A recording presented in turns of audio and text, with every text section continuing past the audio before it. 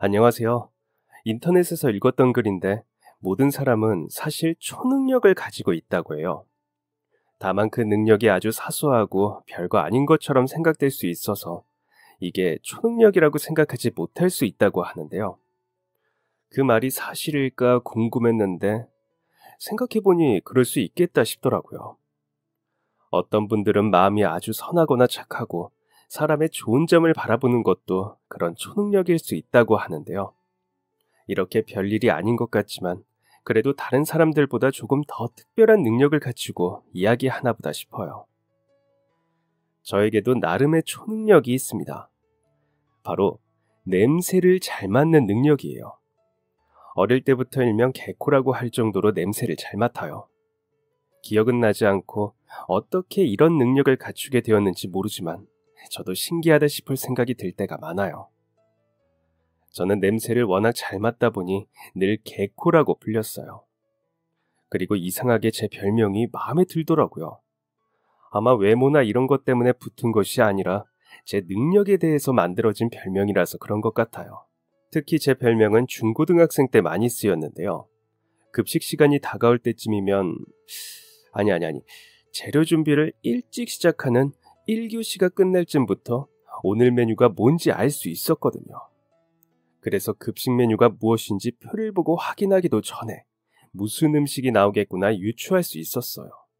그러다 보니 친구들도 점심시간이 다가올 때쯤이면 오늘 메뉴가 뭐냐고 물어보고는 미리 기대하거나 아니면 매점에 가야겠다고 친구들을 모으고는 했죠. 제 능력이 어떻게 시작됐나 생각을 해보려고 한 적이 있어요. 어릴 때부터 다른 사람들보다 냄새를 조금 더 잘 맡을 수 있었던 것 같기는 했는데 후각이 심하게 예민해지기 시작한 것은 그 사건 이후부터인 것 같아요. 그 사건은 제가 초등학생 때쯤 일어난 일이에요. 저희 부모님은 세탁소를 하고 있었어요. 작은 가게이지만 그래도 성실하게 운영해온 덕분에 동네에서 찾아주는 분들이 꽤 있었어요. 근처에 다른 브랜드 세탁소들이 생겨나면서 예전만큼 운영이 잘 되지 않았지만 그래도 부모님이 결혼할 때쯤부터 운영하던 곳이라 오랜 단골 손님들이 꾸준히 찾아주는 곳이었죠. 그러다 보니 먹고 사는데 큰 지장이 있지는 않았어요. 저희는 가게 위층에 있는 작은 주거 공간에서 살고 있었어요. 가게 위에 있는 곳이다 보니 식사 시간이면 부모님이 늘 집으로 올라와서 같이 밥을 먹고는 했어요. 시간이 너무 없어서 바쁜 날에는 어머니만 오셔서 저희 밥을 챙겨주고 다시 내려가기도 하셨고요. 저에게는 5살 어린 여동생이 있었어요. 부모님이 바로 아래층에서 일을 하시다 보니까 제가 동생을 돌보기 위해서 꼭 필요하거나 그러지는 않았어요. 틈틈이 자주 올라와서 봐주실 수도 있었고 저희도 숙제를 다 마치거나 딱히 할 일이 없이 심심할 때는 가게에 내려가서 시간을 보내기도 했거든요. 풍족하지는 않지만 그래도 크게 부족함은 없는 무엇보다 늘 함께 할 수 있어서 행복했던 가족이었어요. 그러던 어느 날 밤 그 사건은 일어났어요. 저는 혼자 방에서 잠을 자고 있었어요. 우리 집은 가게 안쪽에 올라오는 계단이 있는 구조였어요. 그래서 집에서 나가려면 계단을 통해 내려가서 가게를 통과해서 나가야 했어요. 들어올 때도 마찬가지였죠. 그날은 아버지가 다음날 급하게 물건을 찾아야 한다는 손님의 연락을 받고 늦은 시간까지 가게에 남아 계셨어요. 어머니께서 먼저 가게로 올라와서 저희 남매를 챙겨주시고 평소 저랑 같이 방을 쓰던 동생은 그날따라 엄마랑 같이 자겠다고 고집을 부려서 안방에서 잠을 자고 있었어요. 그래서 저 혼자 방에서 자고 있었는데 어디선가 이상한 냄새가 나기 시작하더라고요. 대체 이게 무슨 냄새인가 싶었는데 익숙하지 않은 향이라 그냥 무시하고 다시 자려고 했어요. 그런데 냄새가 점점 심하게 나더라고요. 눈을 떠서 주변을 둘러봤는데 그런 이상한 냄새가 날 만한 물건이나 1도 보이지 않았어요. 대체 뭐지 싶어서 한참 두리번거리다가 다시 자야겠다 싶어서 누웠는데 한참을 누워있어도 냄새는 사라지지 않고 오히려 더 심해졌어요. 도저히 참을 수 없어 결국 자리에서 일어나 방을 나왔죠. 그런데 방문을 열었더니 냄새가 더 심하게 나더라고요. 대체 뭐지 싶어서 냄새가 진해지는 쪽으로 걸어갔는데 가게로 이어지는 계단 쪽에서 심하게 풍겨왔어요. 약간 어머니가 냄비에서 음식을 오래 끓였을 때 났던 냄새랑 비슷하기도 하고 학교 앞에서 팔던 쫀득이에서 났던 것과 닮은 것 같기도 했어요. 한 가지가 아닌 몇 가지 복잡한 냄새들이 섞여 있는 것 같았는데 뭔가 정확하게 알 수는 없었죠. 그냥 지나치려다가 너무 이상해서 저는 어머니를 깨우기 위해 안방으로 갔어요. 어머니와 여동생은 그 냄새가 나지 않는지 세상 평온한 표정으로 잠을 자고 있었죠. 엄마, 엄마. 아유, 왜 우리 강아지 잠이 안 와? 아니, 그게 아니라 이상한 냄새 나. 이상한 냄새? 또 무슨 냄새가 난다고 그래? 몰라, 이상한 냄새 나. 근데 가게 쪽에서 나는 것 같아. 아이, 별거 아니겠지. 아니야, 진짜 이상해. 아까부터 계속 났어. 약간 쫀득이 구울 때 나던 것 같기도 하고. 쫀득이 구울 때? 그 이야기에 이상한 낌새를 느끼셨는지 어머니는 자리에서 벌떡 일어났어요. 그리고 방을 나와서 냄새를 킁킁 맡으시더니 급하게 가게로 이어지는 계단 쪽으로 내려가셨어요. 하지만 아래층까지 채 내려가지도 못한 채 놀란 얼굴로 다시 뛰어 올라오셨죠.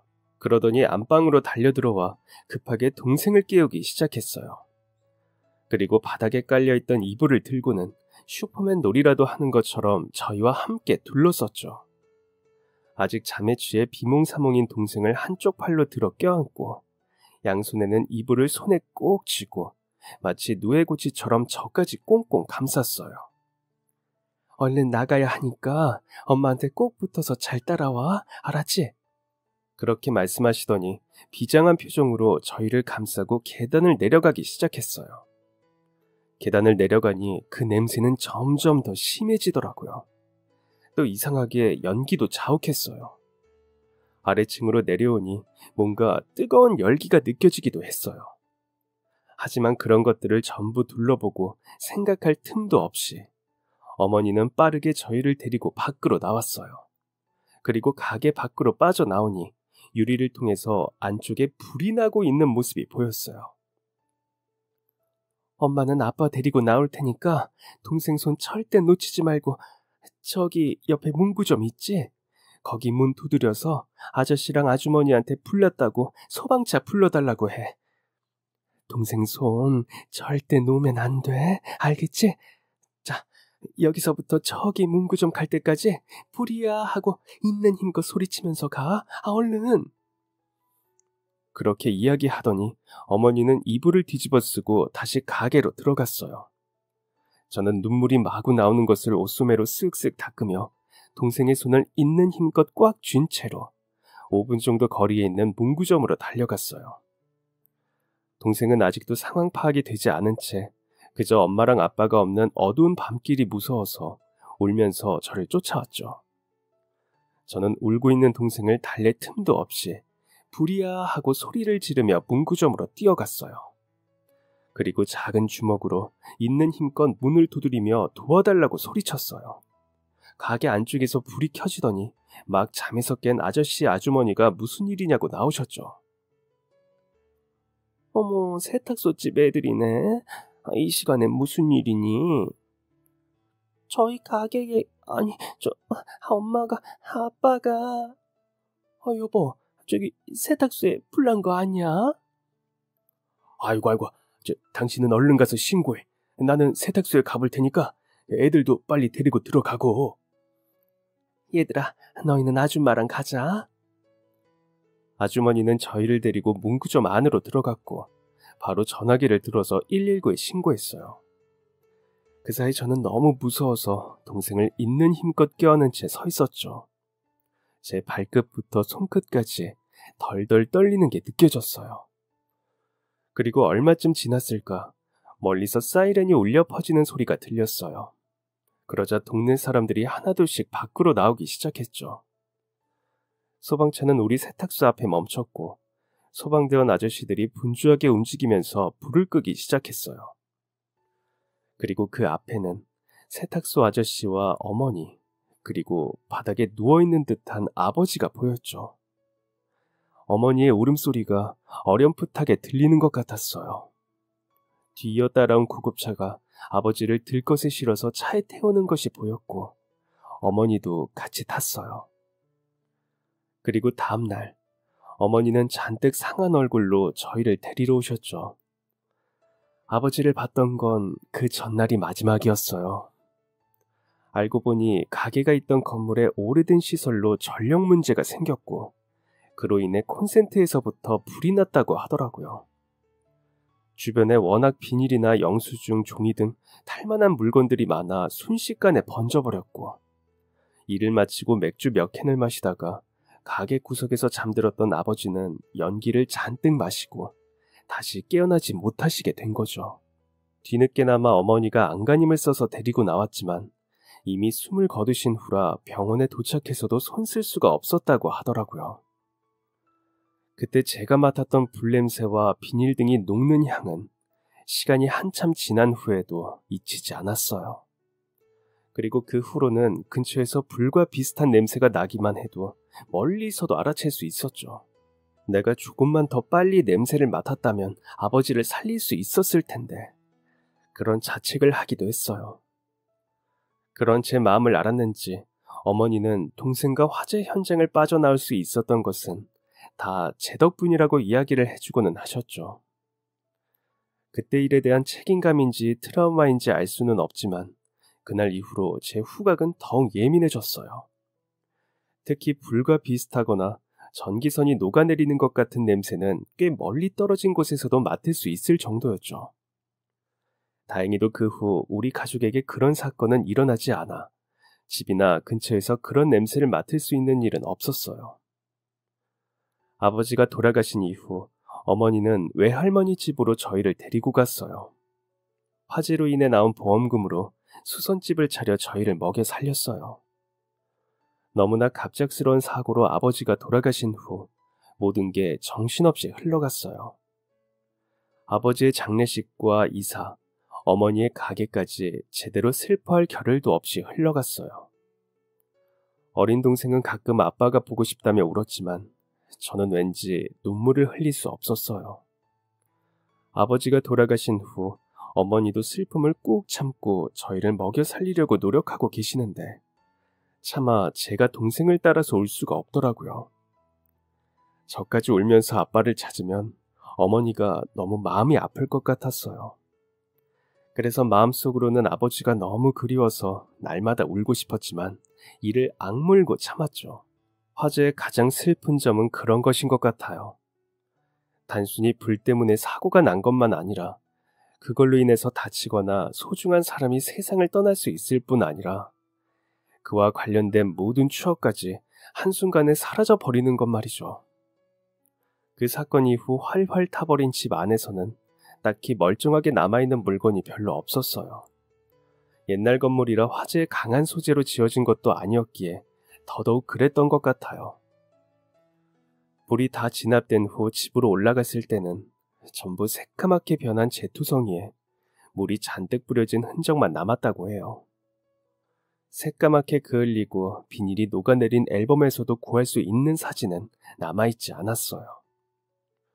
액자에 넣었던 사진들 역시 유리가 깨지고 안의 사진은 다 타버리고 그나마 집안을 온통 뒤져서 장롱 구석 철제 상자에 아버지의 결혼 전 사진 몇 장을 겨우 건질 수 있었어요.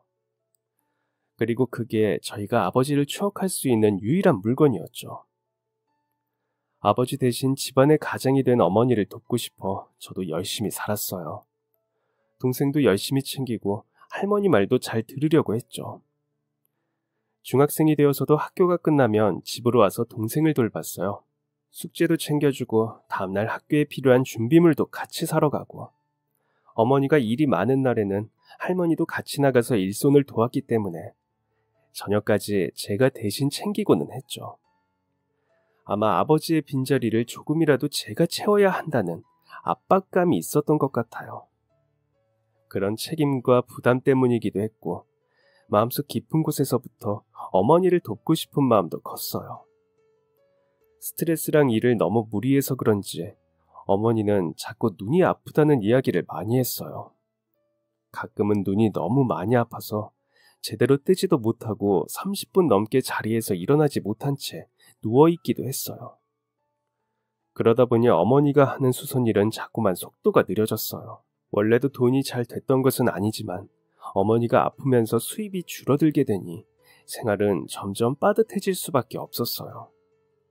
어머니를 도울 수 있는 건 저뿐이라는 생각에 중학교를 졸업할 때쯤부터 동네에서 아르바이트를 시작했어요. 처음에는 자전거를 타고 새벽에 우유 배달을 돌아다녔어요. 아침마다 집집이 뛰어다니면서 우유를 배달하는 일은 설명만 들었을 때는 쉬워 보이지만 생각보다 어려웠어요. 짧은 시간 안에 동네를 다 돌아다니면서 우유를 넣어야 하는데 아파트는 그나마 엘리베이터가 있어서 괜찮지만 언덕이 심한 주택가나 계단만 있는 빌라 등은 처음 몇 주간은 다녀오면서 다리에 모래주머니라도 찬 것처럼 묵직하게 근육통이 생겼어요. 그래도 한두 달쯤부터는 조금씩 익숙해지기 시작하더라고요. 고등학생이 되고 나서는 동네 편의점에서 저녁 아르바이트를 했어요. 학교 끝나고부터 10시가 되기 전까지 긴 시간은 아니었지만 그래도 돈을 벌 수 있다는 게 중요했죠.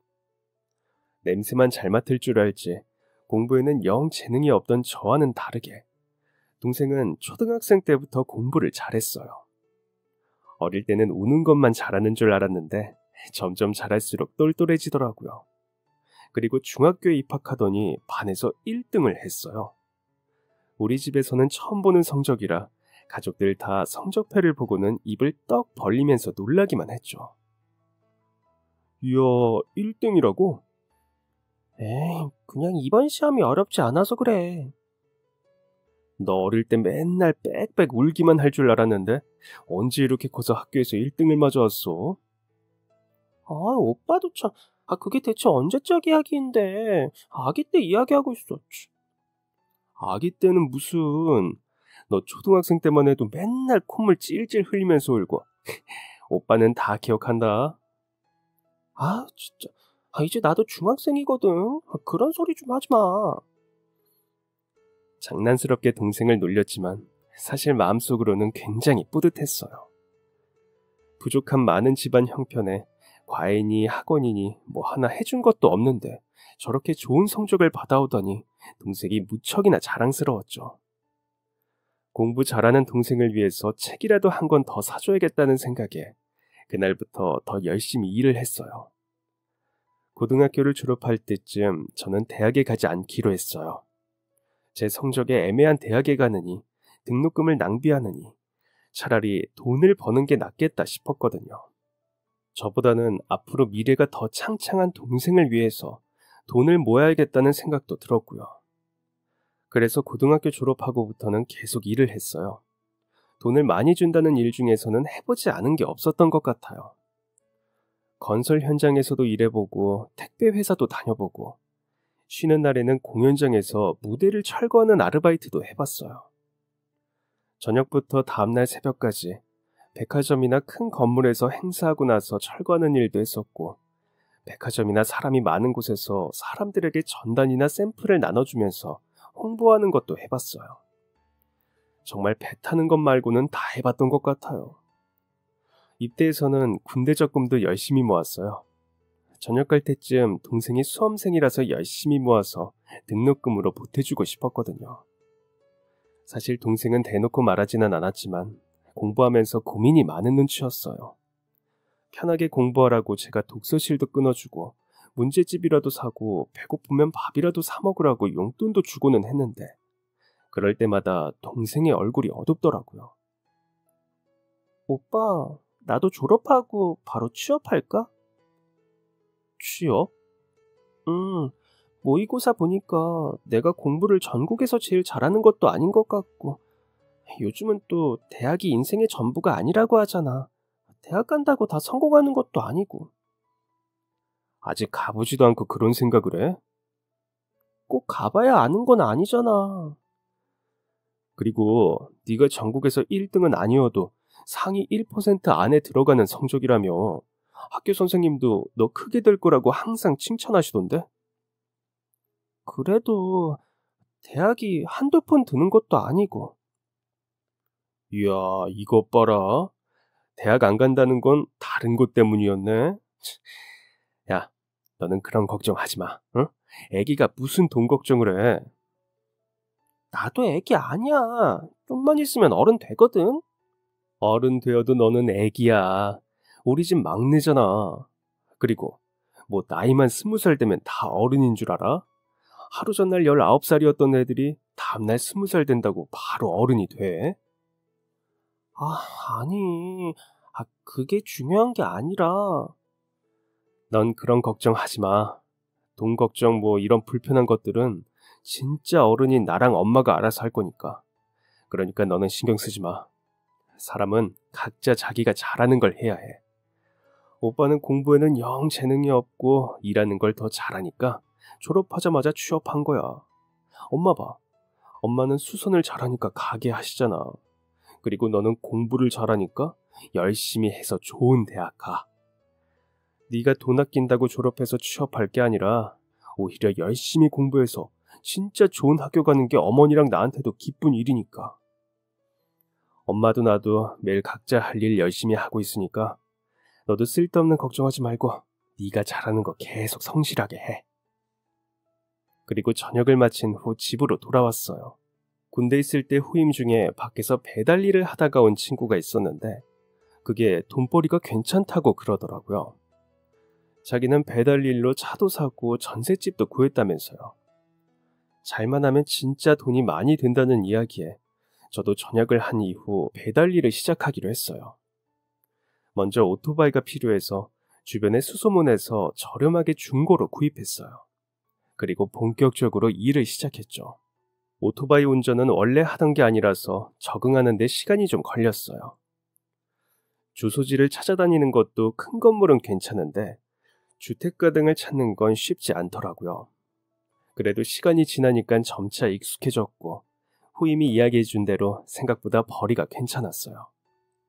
그렇게 군대에서 모은 적금 일부에서 오토바이를 마련하느라 돈을 다 써버려서 다시 열심히 일을 해서 채워갔어요. 동생은 수능을 봤는데 성적을 보고 다들 깜짝 놀랐어요. 원래도 공부를 잘하는 줄은 알았지만 진짜 이런 건 뉴스에 나오는 애들 성적 아닌가 싶더라고요. 동생의 어릴 때부터 꿈은 의사라 의대에 원서를 넣었어요. 알고 보니 의대 학비가 장난이 아니라고 하니 더 열심히 돈을 벌어야겠다 싶었죠. 그리고 드디어 대학 발표일. 당당하게 자신이 넣었던 학교에 다 합격했더라고요. 혹시나 될까 싶어서 상향 지원했던 대학에도 붙었는데 동생이 예전부터 줄곧 가고 싶어 했던 학교였어요. 저는 당연히 거기를 고를 거라고 생각했는데 동생은 고민하더라고요. 알고 보니 장학금을 받기 위해서 자기 성적보다 낮은 곳에 지원했었는데 거기에 가려고 생각했던 거였어요. 자신이 지원한 곳이 전부 합격할 거라고는 생각하지 못하고 오랫동안 꿈꿨던 대학교니까 지원이라도 해보자면서 소원풀이처럼 넣었던 건데 예상과 다르게 붙어버렸던 거였죠. 야, 당연히 여기를 가야지. 근데 여기는 우리나라에서 등록금 비싸기로 유명한 곳이야. 너 내가 돈 걱정하지 말라 그랬지? 어떻게 안 해. 엄마도 요즘 눈 아파서 일도 제대로 못하고 있고 오빠도 밤낮 없이 배달 다닌다고 힘들게 돈 벌고 있잖아. 의대 가면 시간도 부족해서 아르바이트 같은 것도 하기 힘들다고 하는데 당연히 장학금 받을 수 있는 곳으로 가야지. 와, 너 바보야? 남들은 가고 싶어서 난리인 곳을 붙고도 다른 데를 가겠다고? 어쩔 수 없잖아. 으이그, 이 바보야. 그래서 네가 애라는 거야. 너는 어떻게 한치 앞만 보냐? 자, 이거 봐. 한국에서 제일 유명한 의대를 네가 간다고 해봐. 그리고 거기를 졸업해. 그럼 앞으로 네 인생이 얼마나 달라질지 생각해봤어? 사람들이 막 대학 가려고 대출까지 받아서 가는 데는 다 이유가 있다니까. 그런데 너는 눈앞에 저런 엄청난 기회가 있는데 그걸 네 손으로 놓치겠다고? 게다가 네가 어릴 때부터 가고 싶었던 곳을? 나중에 너 성공해서 지금 받은 거 다 갚으면 되니까 돈 걱정 같은 거 하지 말고 무조건 네가 가고 싶었던 곳으로 가. 안 그러면 오빠 앞으로 네 얼굴 안 본다. 저의 장난 섞인 진심에 동생은 원하던 대학에 들어갔어요. 첫 학기 학비가 나왔는데 그동안 돈을 열심히 모아두기를 잘했다 싶더라고요. 그 후에도 등록금뿐만 아니라 학생 회비에 교재비 등등 숨쉬듯이 돈 나갈 일이 많아졌어요. 동생은 시간이 날 때마다 틈틈이 과외 아르바이트를 하려고 했지만 이제 막 대학생이 되어 아직 제대로 적응도 하기 힘든 상황 속에서 계속 일을 한다는 게 쉽지 않았어요. 동생이 말했던 것처럼 공부할 것도 정말 많아서 오히려 수험생 때보다 더 힘들어 하더라고요. 시험 기간이 다가오면 밥도 제대로 먹지 못하고 공부만 하기도 했어요. 학교에서 늦은 시간까지 공부하다가 버스, 지하철이 끊겨져서 제가 데리러 가는 일도 많았고요. 전국에서 공부 잘한다는 애들이 모여 있으니 그 중에서 어떻게든 좋은 점수를 받으려면 그렇게 할 수밖에 없는 것 같았어요. 고생하는 동생의 모습이 안쓰럽기도 했지만 한편으로는 자신의 꿈을 이루어 나가는 과정이니 잘 버텨서 졸업하기만을 간절히 바랬죠. 동생이 대학에 들어간 후로 저는 더 열심히 돈을 벌었어요. 쉬는 시간도 없이 비가 오거나 날이 좋지 않은 때도 다른 사람들이 많이 쉬어도 어떻게든 일을 나갔어요. 한 건이라도 더해서 돈을 벌어야 동생이 조금이라도 더 편하게 공부할 수 있고 앞으로 가게를 접어야 할지도 모르는 어머니에게 도움이 될 수도 있겠다 싶었거든요. 그렇게 열심히 일을 하던 어느 날이었어요. 그날은 갑작스럽게 내린 비가 엄청나게 쏟아지기 시작했어요. 앞도 제대로 보이지 않을 만큼 비가 오고 있었지만 저는 계속 배달을 하고 있었죠. 그래도 혹시나 생길 위험한 상황을 대비해서 평소보다 더 조심스럽게 운전하고 있었어요. 마침 한 아파트에서 치킨을 주문해서 가고 있는데 앞쪽에 엄청 비싼 외제차가 한 대 가더라고요. 비도 많이 오고 저렇게 비싼 외제차랑 부딪히면 큰일이라는 생각에 저도 그 뒤를 조심스럽게 따라가고 있었어요. 하필이면 운전하는 내내 방향도 비슷하더라고요. 빗길이라 먼저 앞서가다가 사고가 날 수 있겠다 싶어서 차마 시도하지 못하고 뒤에서 간격도 넓게 벌리면서 천천히 쫓아가고 있었어요. 그러다가 아파트 입구 쪽에서 좁은 길을 따라가고 있는데 갑자기 차 바퀴가 쑥 빠지는 느낌이 들더라고요. 어라 하면서 무슨 상황인지 파악을 하기도 전에 빗물에 바퀴가 미끄러지면서 오토바이가 기울어지는 게 느껴졌어요. 보니까 앞쪽에 땅이 크게 팬 곳에 비가 잔뜩 고여 있어서 제가 미처 웅덩이를 보지 못했더라고요. 순간적으로 앞바퀴가 웅덩이에 빠지면서 턱에 걸리고 뒷바퀴까지 미끄러지면서 오토바이가 기우뚱하더니 바닥으로 누웠어요. 다행히 저는 급하게 기울어지는 순간 몸을 바깥쪽으로 날리면서 웅크리며 굴렀는데 오토바이는 그대로 빗길을 미끄러지더니 빠른 속도로 엄청난 소리를 내면서 벽에 가서 부딪히더라고요. 구당탕탕 부딪히는 소리에 놀라서 쳐다보니 가뜩이나 중고로 샀던 오토바이라 엄청 비싸고 튼튼한 편은 아니었기에 벽에 부딪히면서 몸체가 심하게 찌그러지고 부품이 막 떨어져 나가는 게 보였어요. 아 불사, 진짜 큰일 났다. 저거 없으면 일도 못하는데 생각이 들었어요. 그래서 얼른 오토바이의 상태를 보러 달려갔는데 벽에 부딪히면서 라이트도 다 깨지고 한쪽 몸체가 완전히 부서지고 깨졌더라고요. 시동을 걸어보려고 했지만 걸리지 않아서 완전히 낙담하고 있었죠. 다행히 짐칸이 혼자 떨어져 나오면서 옆쪽에 미끄러져 있었는데 열어보니 치킨은 무사했어요. 음료가 심하게 흔들리기는 했지만 그래도 그 부분을 설명해드리고 열 때 조심하시라고 이야기해서 드리면 될 것 같았어요. 우선 오토바이를 한쪽에 수습해두고 치킨부터 걸어서 가져다 드려야겠다 싶었는데 앞쪽에 가던 고급 외제차가 멈춰 있더라고요. 무슨 일인지 싶었는데 차에서 주섬주섬 우산을 쓰고 운전자가 내리더니 트렁크에서 뭔가를 꺼내는 모습이 보였어요. 그러더니 제가 있는 쪽으로 달려오시는 거예요. 아이고, 미안해요. 내가 비가 많이 와서 웅덩이를 제대로 보지도 못했네. 네? 아유, 이 오토바이도 다 망가졌네. 이거 미안해서 어쩌나? 네, 아니, 그게 아니라, 이건 제가 못 봐서. 정말 미안해, 학생. 내가 지금 바빠서 얼른 가봐야 해서 정비소까지는 같이 못 가주겠네. 자, 이걸로 오토바이 새로 사고, 여기 마침 트렁크에 우산이 하나 더 있어서 이거 쓰고 돌아가요. 정말 미안해요, 학생. 응? 미안해. 네? 아니요, 아저씨! 고급 외제차에서 내린 아저씨는 갑자기 저에게 현금을 한 움큼 쥐어주고 우산을 손에 들려주더니 막 뛰어서 차에 타고는 가버리셨어요. 아저씨 잘못이 아니라 제가 실수해서 사고가 난 건데 그런 설명을 하기도 전에 바로 가버리시더라고요. 받은 돈을 보니 무려 300만 원이나 되는 거금이었어요. 제가 받을 돈이 아니라서 아저씨에게 돌려드려야 하는데 성함도 모르고 평소 아는 얼굴도 아니고 정신이 없는 탓에 차량 번호도 외우지 못했어요. 쫓아가고 싶었지만 아저씨는 차를 타고 떠나버렸고 저는 한쪽 다리가 쓸리면서 피가 나고 있어 절뚝이며 걷느라 따라갈 수도 없었죠. 이렇게 큰 돈을 아무런 이유도 없이 받게 되었으니 어떻게든 돌려드려야 하는데 방법이 없었어요. 그렇다고 아저씨가 제 연락처나 이름을 아는 것도 아니니 저를 찾아오실 수도 없었죠. 어떻게 해야 하나 막막했는데 우선 치킨이 식기 전에 얼른 배달해야 하니 절뚝이는 다리를 빠르게 움직여서 걸어갔어요. 아저씨가 주신 우산을 쓰고 받은 현금은 주머니 깊은 곳에 고이 넣었죠. 아파트를 향하면서 혹시나 그 아저씨 차가 있나 주변을 두리번거리면서 봤는데 흔적도 찾을 수 없었어요.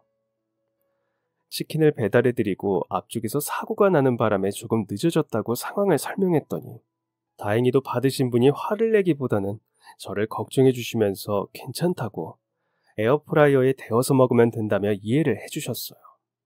혹시나 늦어서 컴플레인이 들어오면 어떡하나 걱정했는데 너무 다행이었죠. 그리고 가게로 돌아와서 사장님에게 사정을 이야기하니 크게 안 다쳐서 다행이라고 얼른 집에 가보라고 해주셨어요. 망가진 오토바이는 끌어서 아는 센터에다 맡겼고 약국에서 붕대와 약을 사서 집으로 돌아왔어요. 가족들이 걱정할까봐 티내지 않고 웃으면서 방으로 들어갔어요. 다행히 걷거나 움직이는데 이상이 없는 것을 보니 어디 뼈가 다치지는 않은 것 같고 바지를 벗어보니 다리가 많이 쓸려서 피가 나고 있더라고요. 대충 응급처치를 하고 벗어둔 옷주머니에서 아까 받은 돈을 꺼내봤어요. 그날 밤새도록 이 돈을 어떻게 해야 하나 고민하느라 잠도 제대로 잘 수 없었어요. 혹시나 해 다음날 오토바이 폐지 신청을 하러 갔다가 전날 갔던 아파트 근처를 둘러봤어요. 그 아저씨가 그쪽에 사는 분이라면 근처를 돌다가 마주칠 수 있지 않을까 싶었거든요. 하지만 하루 종일 주변을 돌아다녀도 어제 봤던 고급 외제차는 만날 수 없었어요. 결국 포기하고 집으로 돌아갔고 이틀 정도를 더 고민하다가 결국 그 돈으로 새 오토바이를 사기로 했어요. 계속 그 돈을 안 쓸 수도 없고 혹시나 배달하러 다니다가 나중에 아저씨를 만나면 그때 꼭 갚겠다고 다짐하면서요. 가벼운 타박상 정도라 며칠 쉬니 몸도 금방 회복되었어요. 새 오토바이를 사고 바로 배달을 다시 할 수 있게 되었죠. 사실 오토바이가 망가지는 것을 보고 그 자리에서 울고 싶었는데 참 다행이라는 생각도 들었어요. 곧 동생 다음 학기 등록금도 내야 하는데 정말 큰일 날 뻔했다 싶었죠. 그 후 다시 열심히 배달하러 다니고 있었어요. 그러다 근처의 한 고급 아파트에 배달하게 되었는데 엘리베이터를 내렸을 때 뭔가 좀 쎄한 기분이 들더라고요. 저도 모르게 순간적으로 목 뒤가 쭈뼛 서는 느낌이 들었는데 우선 초인종을 눌러 음식을 전달했어요. 문이 닫히고 다시 엘리베이터를 타려고 몸을 돌렸는데 뭔가 이상한 기분이 들더라고요. 마스크를 내리니 어딘가에서 불냄새가 나는 것 같았어요. 어릴 때 맡아본 냄비가 불에 오래 그을린 냄새도 같이 났어요. 어디서 이런 냄새가 나는 건지 싶었는데 제가 배달한 집의 앞쪽에 있는 곳에서 냄새가 났어요. 계단형 아파트라 두 집이 현관문을 마주보고 있는 형태였는데 그쪽으로 가까이 다가가니 냄새가 심해지더라고요. 살고 계신 분이 음식을 잘못하셨나 태우기라도 하셨나 생각하며 엘리베이터를 타고 내려가려고 했는데 어릴 때 기억이 떠오르면서 도저히 마음이 무거워져서 무시하고 내려갈 수가 없었어요. 냄새가 점점 진해지는 것 같아 고민하다가 결국 에라 모르겠다 싶어서 초인종을 눌렀어요. 혹시나 요리하다 실수하신 거라면 그냥 냄새가 나서 여쭤봤다고 실례했다고 이야기를 드리면 되니까 우선 뭐 때문인지 물어라도 보자 싶었죠. 그런데 초인종을 누르고 나서도 안에서 반응이 없었어요. 그 사이 냄새는 더 심해지고 있었죠. 저는 다시 한번 초인종을 누르고 기다렸는데 여전히 안에서 인기척이 들리지 않았어요. 그쯤부터 핸드폰을 꺼내서 119를 누르려고 준비를 하고 있었어요. 초인종을 다시 한번 누르고 문을 쿵쿵 두드려 봤지만 여전히 안쪽에서는 아무 소리도 들리지 않았죠. 혹시나 낯선 사람이라서 대답을 하지 않으시는 걸까 싶어서 아까 배달을 해드린 집에 초인종을 눌러 양해를 구했어요. 저기 죄송합니다. 제가 배달하고 내려가려는데 앞집에서 불냄새가 심하게 나서요. 혹시 정말 죄송하지만 경비실이나 관리실 통해서 앞집에 호출을 한번 부탁드릴 수 있을까요? 어머 그래요? 난 아무 냄새 안 나는데. 일단 잠깐만요. 다행히 그분은 인터폰을 통해서 경비실로 연락을 해주셨어요. 그런데 안쪽에서 인터폰이 울리는 소리 같은 게 들렸는데 아무도 받지 않더라고요. 그 사이 불냄새는 굉장히 심해져서 저는 일단 119에 연락했어요. 걱정되었는지 배달을 받으셨던 분이 다시 현관문을 열고 나오시더니 이상하다고 하시더라고요. 앞집은 아주머니가 항상 집에 계셔서 연락을 안 받으실 리가 없는데 이상하네요. 근데 진짜 기사님이 얘기하셔서 그런지 저도 뭔가 이상한 냄새가 나는 것 같은데요. 일단 제가 방금 119에 전화 드렸거든요. 혹시 모르니까 경비실에 불이 난 것 같다고 말씀 좀 전해주세요. 그러자 이윽고 아파트 전체에 경보음이 울렸고 배달받은 집의 가족분들도 아이들을 데리고 빠르게 건물 밖으로 향했어요. 저는 차마 그 자리를 떠날 수 없어 여전히 혹시나 하는 마음에 현관문을 두드리면서 안에 사람이 있으면 나오기를 간절히 바랬죠.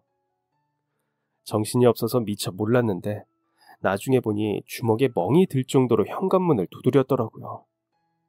아마도 어릴 때 아버지가 돌아가셨던 경험 때문에 인명피해가 생길까봐 크게 두려웠던 것 같아요. 다행히 소방관 분들이 빠르게 도착하셨고 문을 강제로 열어서 안쪽으로 들어가셨어요.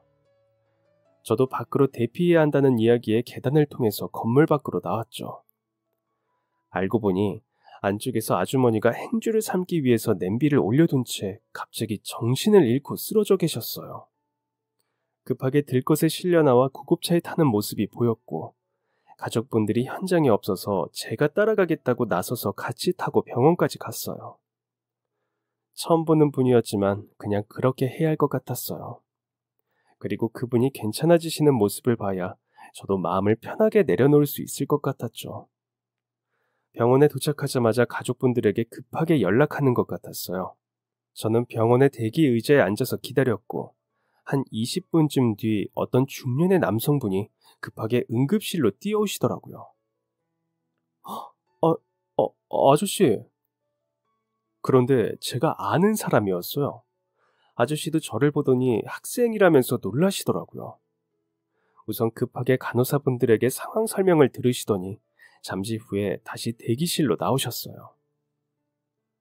학생이 구급차에 같이 타고 왔다며? 네, 아저씨가 혹시 아주머니 가족분? 맞아, 우리 와이프야. 그런데 학생이 어쩌다가? 제가 그 앞집에 배달을 갔는데 불냄새 같은 게 나더라고요. 제가 평소에 후각이 좀 심하게 예민한 편이거든요. 특히 어릴 때 우리 집이 화재 사고를 당해서 불냄새에 더 예민하죠. 아저씨 집 쪽으로 가까이 다가가니 현관문 틈으로 불냄새가 심하게 나는데 초인종도 누르고 경비실에 부탁해 연락도 드렸는데 아무런 반응이 없었어요. 그런데 불냄새는 점점 심해져서 이상하다 싶어 바로 119에 연락을 드렸죠. 아유, 고맙네. 정말 고마워. 자네 아니었으면 진짜 큰일 날 뻔했어. 아내가 평소 몸이 안 좋아서 일도 그만두고 집에 있는데 오늘 갑자기 정신을 잃고 쓰러졌다고 하더라고. 다행히 검사를 받아보니 큰 문제는 아니었고 수액 좀 맞고 지켜보면 곧 깨어날 것 같다고 하는구만. 자네 아니었으면 자칫 불이 심하게 번져서 큰일 날 뻔했어. 특히 냄비 바로 앞에서 쓰러진 아내는 아휴, 정말 큰 사고를 당할 뻔했네. 고마워. 정말 고마워. 아닙니다. 그냥 불냄새가 나서 신고한 것뿐인데요.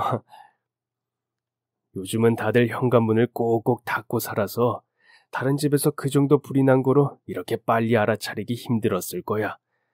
자네가 후각이 뛰어난 덕분에 우리 아내가 살 수 있었네. 내 아내의 생명의 은인이야. 정말 고마워. 아니에요. 그나저나 아저씨, 잠시만 기다리세요. 여기 앞에 ATM기 있던데 제가 얼른 300만 원 뽑아서 돌려드릴게요. 뭐?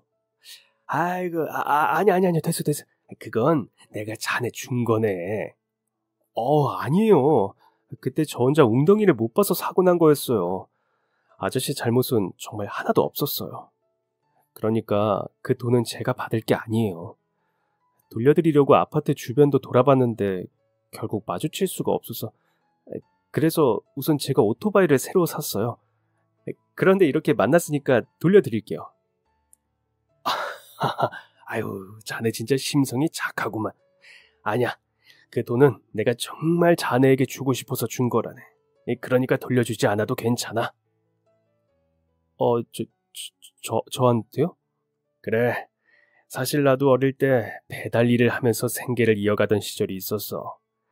지금은 이렇게 고급 아파트에 비싼 차를 몰고 다니지만 어릴 때 정말 가난했거든.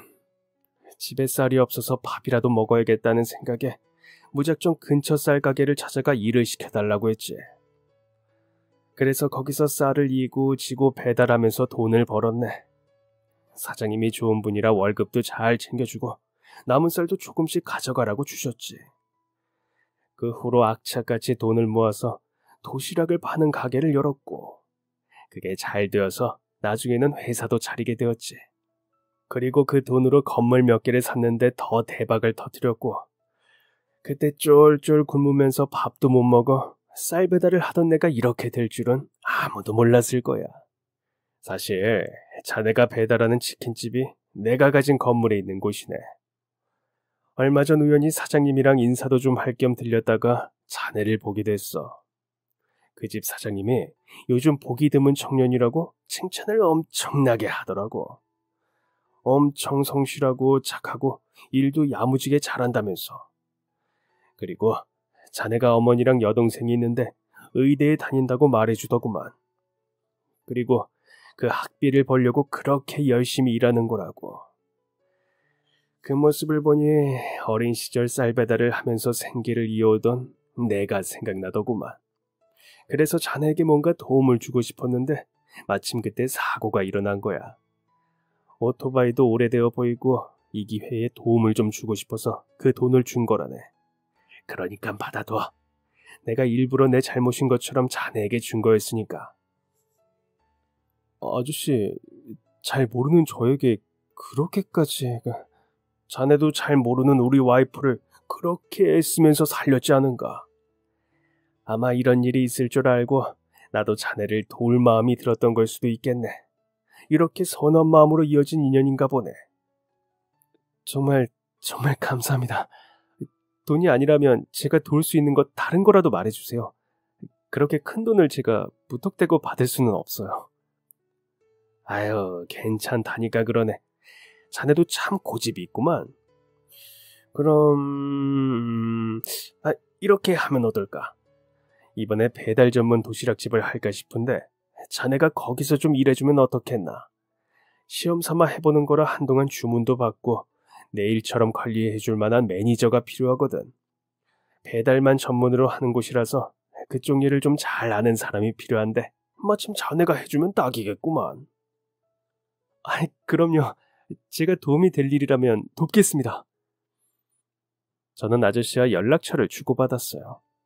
마침 아주머니가 깨어나셨다는 이야기에 아저씨는 들어가서 같이 인사를 하자고 데려가시더라고요. 아주머니는 저를 보더니 미안함과 고마움에 어쩔 줄을 모르면서 제 손을 꼭 잡고는 정말 고맙다고 몇 번이나 인사를 하셨어요. 덕분에 자기 목숨도 구하고 다른 사람들도 구했다면서 너무너무 고맙다고 하시더라고요.